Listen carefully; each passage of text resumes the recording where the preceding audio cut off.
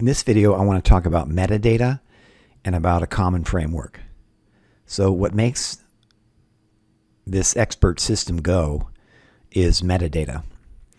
And what makes it flexible is the fact that there's a common framework that all this metadata follows.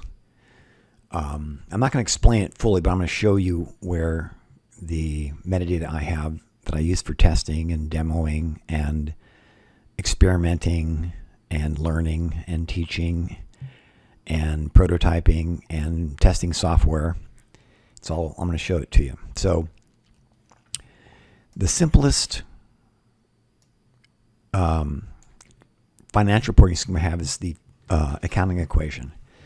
And this is useful for testing, even though it only has one structure.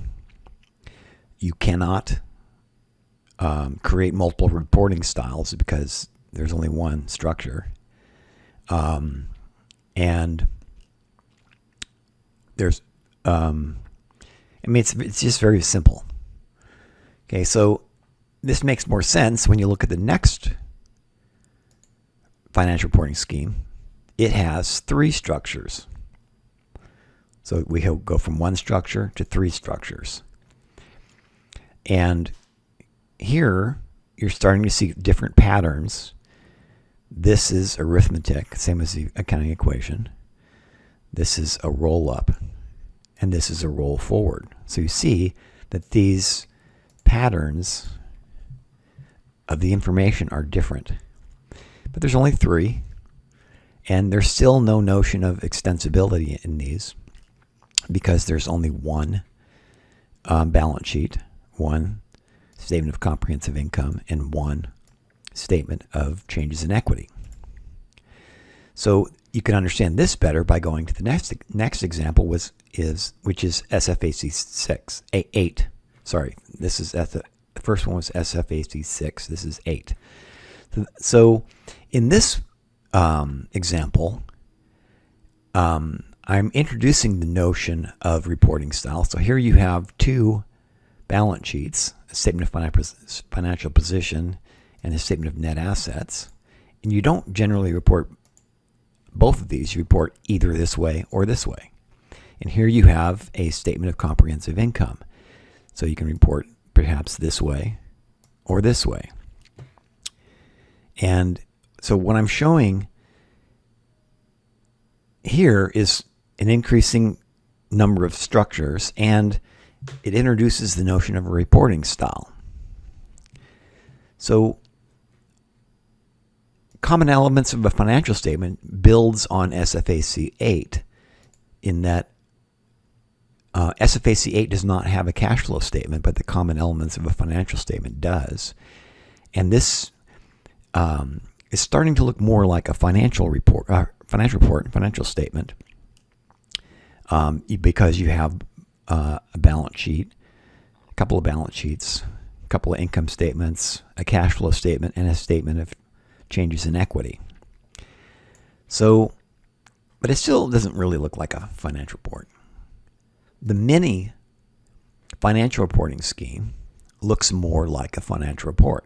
So now, in accounting equation, we had 7 lines. Here in the mini financial reporting scheme, we have 484 elements in this reporting scheme. And it looks like a real financial statement. The proof, what the proof does is it provides examples of all of the complexity that you would ever see in a financial reporting scheme. What I've done is I've reverse engineered US GAAP, and I've distilled that down to the different types of patterns, and I put all those patterns of information into one financial reporting scheme. It only has 134 lines, but believe it or not, it covers every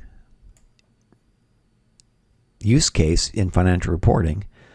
All I'm doing is I'm reducing the volume of what is provided. So I'm not providing, 200 roll-ups, which is in US GAAP. I'm providing just a few roll-ups because if you understand how to do one roll-up, you understand how to do every roll-up. And this basically is an excellent testing tool. And if you can understand this, then you can understand all of how to represent things in XBRL. So this next financial reporting scheme, I call it XASB. This is a larger, it's got 981 lines in it. And all I did is I made up my own financial reporting scheme. There is no XASB. I just, there's a FASB and a IASB, and I just made up the XASB, and I created my own financial reporting taxonomy in order to not be constrained by the US GAAP or IFRS taxonomies, but I can build it however I wanted, and so I can use it for testing, and I can see how things work. Okay? So I took this example one step further, and I built a real financial reporting scheme, AASB 1060. What this is Australian accounting standards for Tier 2 enterprises. This is basically similar to IFRS for SMEs. And what I did is I built what I tried to have is a perfect taxonomy. It's got 943 lines in it, and it's represented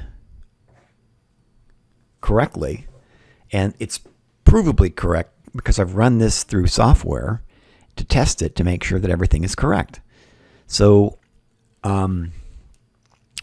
what all of these have in common, the first 1, 2, 3, 4, 5, 6, 7, 8, is that these are built to be perfect representations, consistent, complete, and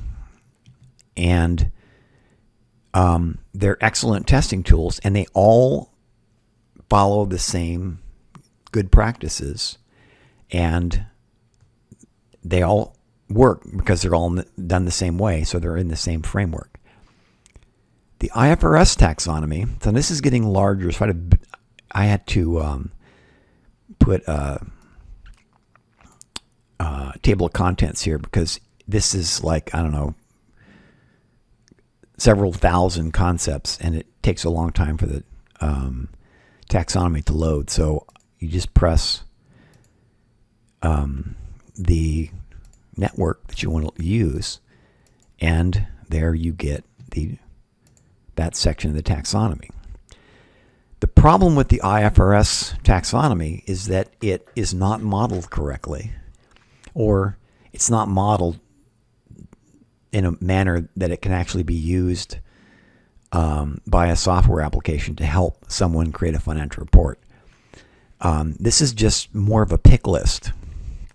Both the US GAAP and the IFRS they're just pick lists made for humans to pick concepts out of. They don't have the right metadata. So it's the metadata. It's getting these details correct, particularly, let's go here. If you look at things like the type-subtype relationships right here, and I mean, you can go to all of these. These have the XML. This is the XBRL files. You can look at all of these, and you can use these. You can point your XBRL tools at these, and they will work. These are very high-quality taxonomies or my prototype financial reporting schemes. So I'm going to call that good for now, and